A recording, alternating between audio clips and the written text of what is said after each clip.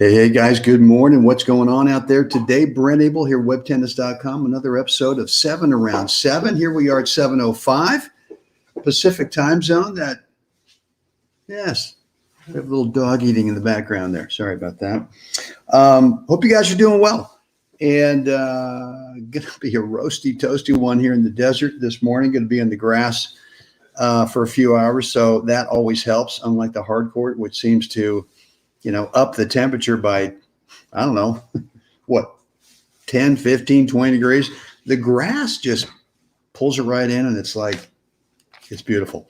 Anyway, guys, listen, thanks for all the suggestions for topics recently.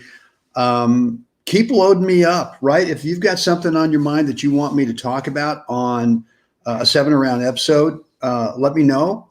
I can go completely anonymous if that's your preference. I can do a first name. I can do a full name, whatever you want. I can say, hey, it's Rod Laver wrote in, whatever you want.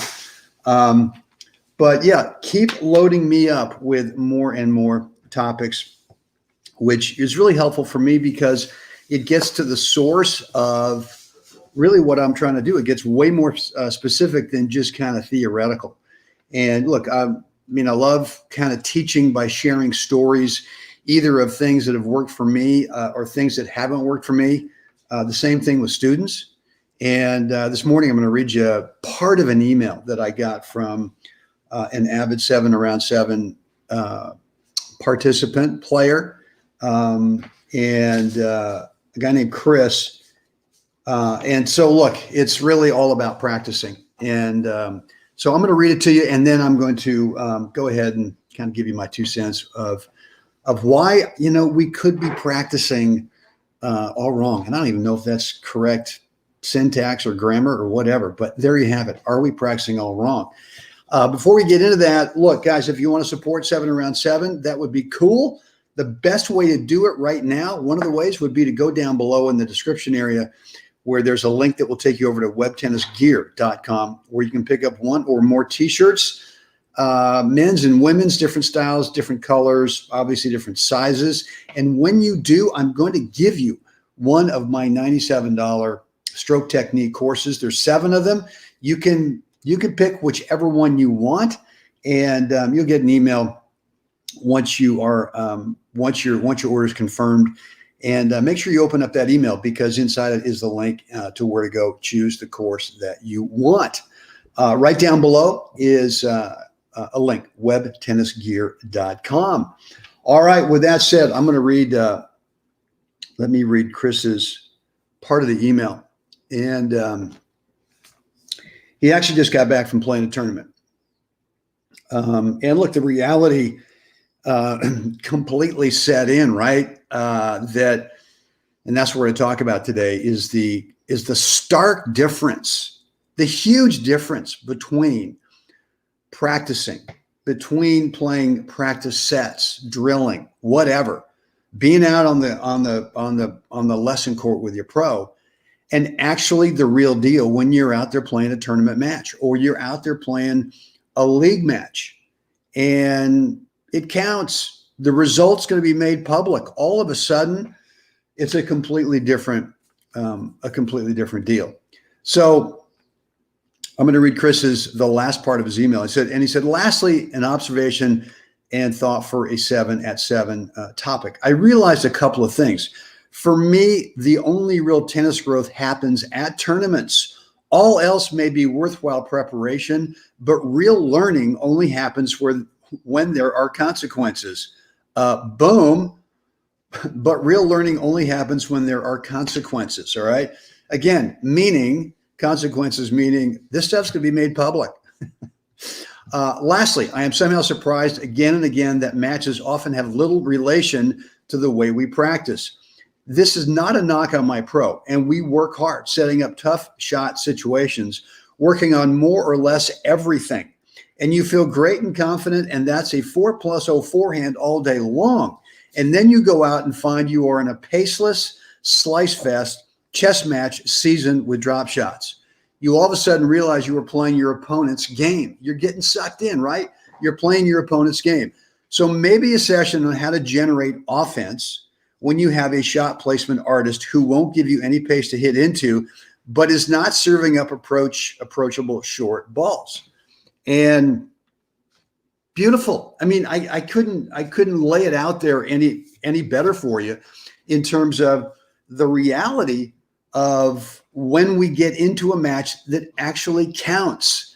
And you find that, you know what, the drilling that you've been doing all the last couple of months, the point situation scenarios that you and your pro have set up the last few months, I mean, everything is sort of like a feel good. I'm seeing how clean I can hit the ball. I'm seeing how smooth I can hit the ball. I'm seeing how all this kind of stuff. And the reality is when you get in the tournament, it's just like Chris says, for some reason, that guy's not giving it to you that way, right? He's not giving it to you the way the ball machine was giving it to you. Even if you're working off a backboard, the ball's coming back in a certain way every time. So look, and Chris's thing there is he said, you know, how do I generate offense? And for me, I think we have to define what offense is.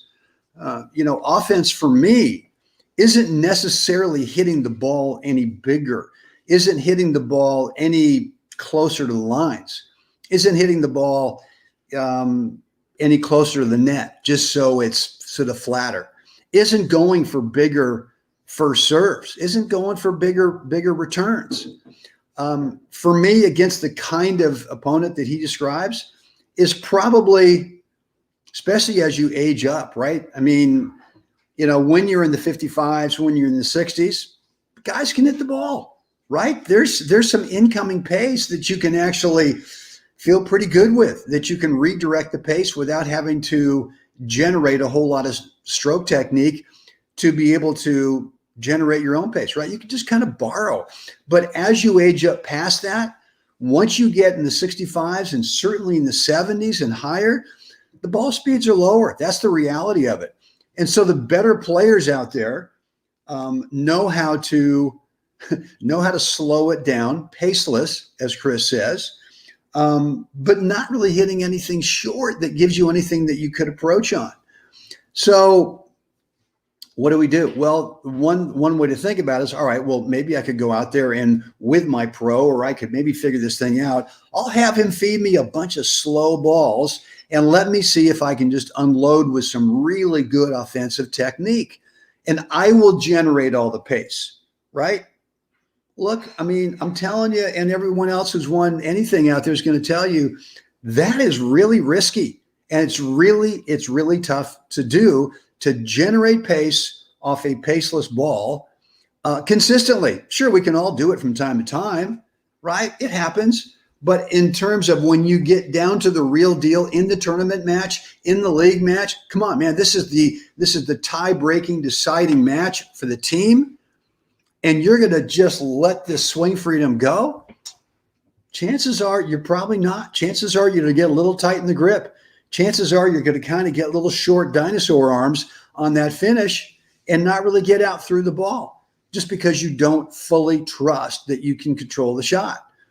So what I would tell Chris is that, and I played against several, and I think I was just about to mention that most of the guys in my age group now really don't bring the heavy artillery. So I don't have really a lot to work with, right, in terms of pace. I'm not disrespecting anybody out there.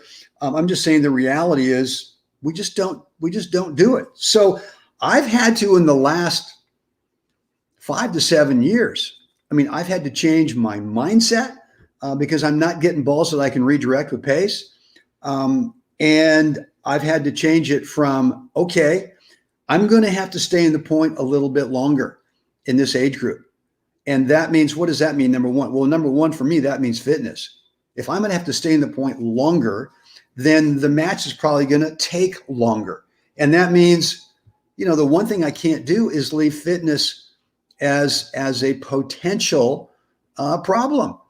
And so I need to get fit. And my first thing to you is that if you're not, dinosaur arms. Oh, yeah, dinosaur. Those little, what are those little tiny arms, right? Those little I don't even know what the kind of dinosaur is, but they've got those little tiny arms, and you just get a little anyway, kind of shortening the swing. Where was I?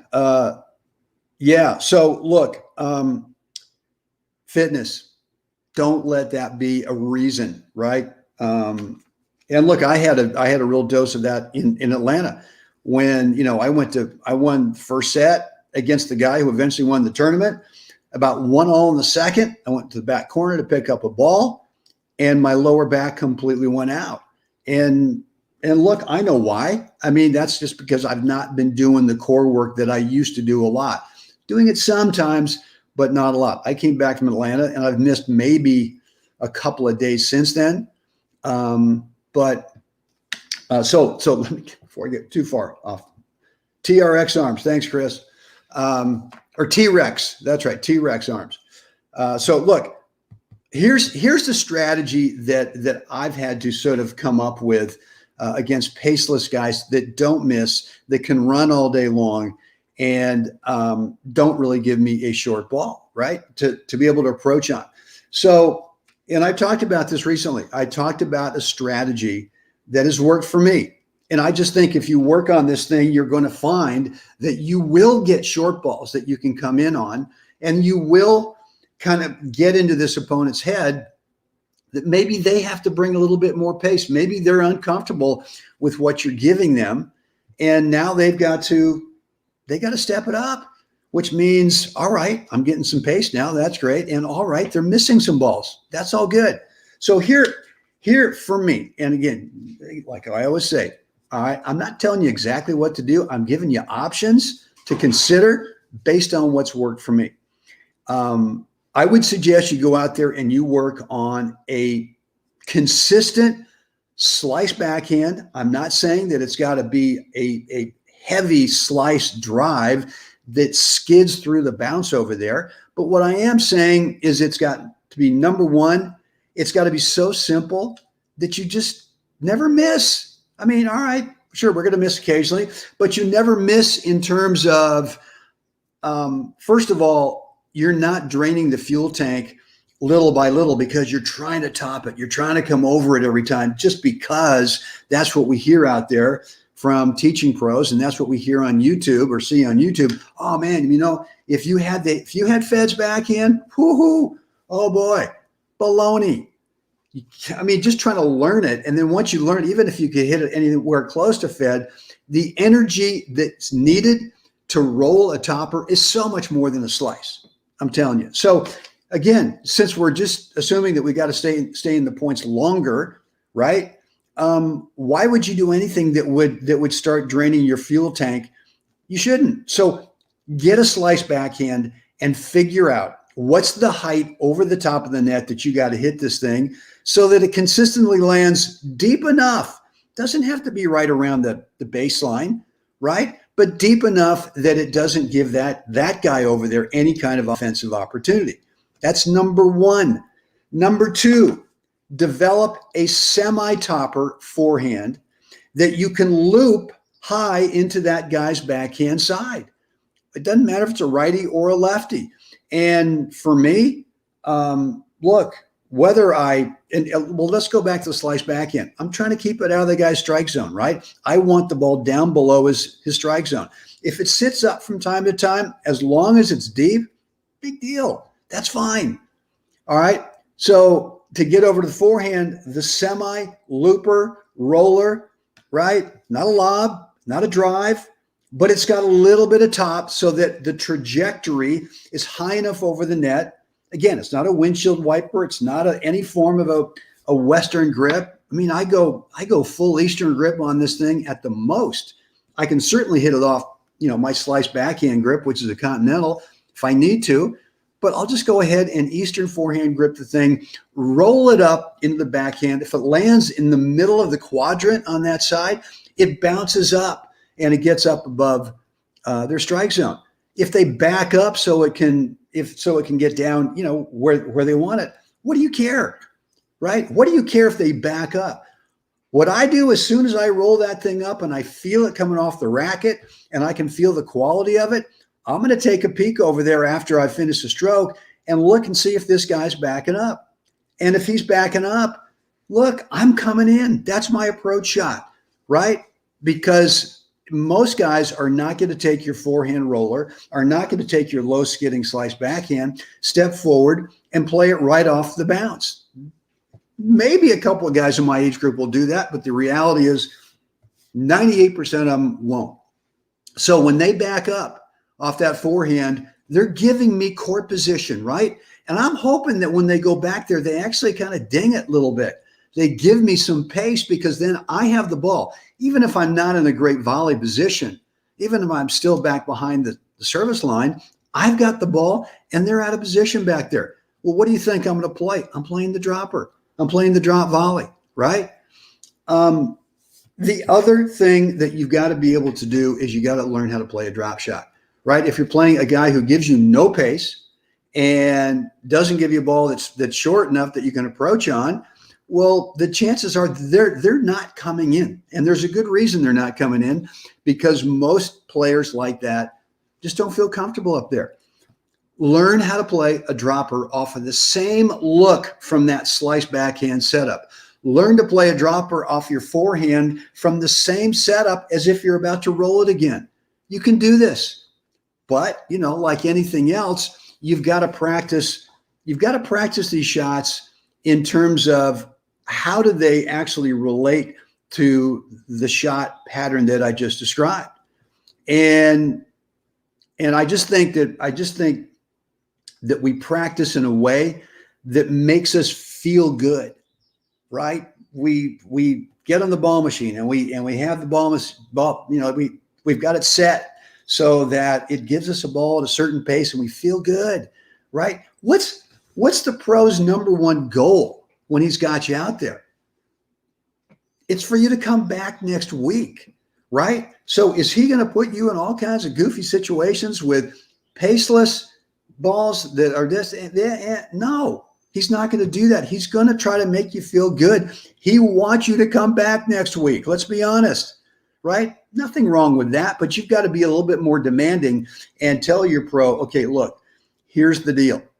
You're going to have to make me really uncomfortable today by, you know, not showing me how well you can hit the ball, but see if you can mimic a senior player. Unfortunately, most pros, especially the younger guys, have no idea what we're dealing with, right? And it's a little bit of a knock on them for not thinking that, well, you know, a big group of their potential students could be competitive singles players, could be competitive doubles players that, you know, hey, come watch me play a match, man. I'll pay you. Come out and watch me play one set in a tournament, or come out and watch me play one set against this guy in practice. Gives me no pace, right? You know, I'll tell you, I played with a guy for years at the Berkeley Tennis Club. Unfortunately, he's no longer with us. A guy named Cliff Felden. And Clifford and I played every Friday. And Cliff was exactly, I mean, he could hit the ball pretty well if you gave him a short ball, but by and large, and once it got down to, you know, crunch time at the end of a set or the end of a match, you know, Cliff went into exactly what Chris is describing, right? I mean, the guy could move, he could run all day long, but he basically, because he didn't want to miss, he went into kind of a paceless bunt. Let's get the ball back. Let's keep it deep. And so for me, I had this opportunity once a week to play against that kind of guy, and Cliff played tournaments. So I was getting exactly what Chris described in his email. And so I think you got to find someone, you got to find a practice partner, because the teaching pro, most of the guys don't know the feeling that you have when you're in that kind of match, especially the younger guys. And so I think what you got to do is you got to find a practice partner, or someone that you can play some sets with. I mean, it's one thing to go out there and drill. That's great. One thing to be in your on your teaching pro court. That's great. But it's another thing to get yourself out there on court 4 at the Berkeley Tennis Club, right smack dab in front of the deck and the clubhouse, where all your buddies are up there watching you having to deal with this guy that just gives you nothing. And you got to be able to have the guts to try. Let's see if I can slice 10 in a row, backhands, back cross court, right? Let's say it's to the guy, he's a righty, to his backhand. Let's see if I can do that, right? Let's see if I can roll this forehand, up to, and you'll discover which forehands, which incoming balls to your forehand you can actually do that on. You can't do it on everyone. You can't do it on each and every forehand just because you can't do it. I mean, there are too many balls that are short where you got to almost slide it back with underspin. There are too many balls that are deep where it's really hard to do that. So you're going to start to identify, okay, here's the ball that's going to allow me to get under it so that I can go ahead and roll it to the forehand. So you got to put yourself in that situation at least once a week where you're playing against that kind of player. I remember Tommy Tucker told me a couple of things. Tommy Tucker, kind of pro emeritus here at the Mission Hills Country Club, been around a long time, great guy. And he told me a couple things that really sunk in about the answer to Chris's email today. And one of them was when he was watching me in a match out here against the ultimate pusher in my age group. I'd won the first set. And I lost second set, and we were going to the bathroom in between, second and third set. And he walked by me and he just said, keep working, as if, hey man, there's no other strategy out here. There's no, how do you get offensive with this? There's no, let's go to the shelf and pull this strategy off. There is nothing other than just keep working, put on the hard hat, right? And just keep going. And let's see. And, and for me, he said that to me, and I just walked in the bathroom and said, God dang it, that's it. I can't do anything else but just keep working. And I kept working, won the third set 6-1, right? So the other thing that Tommy mentioned to me, I forgot, then all of a sudden, oh my gosh, senior moment here. Oh boy, I'll think of it.